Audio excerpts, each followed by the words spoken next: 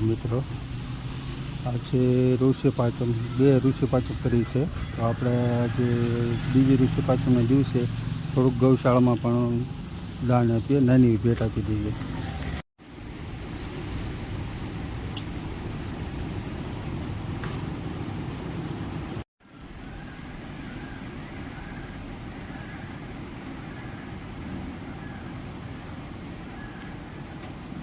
આ બધી ગાયો છે એ અમુક ખોટ ખાપણા હોય, અમુકને વાગ્યું છે, એવું બધું છે.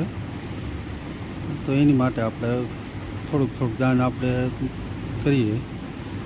ફૂલની પાંખડી જેવું આપણે બજેટ હોય એવું આપણે દાન કરીએ છીએ.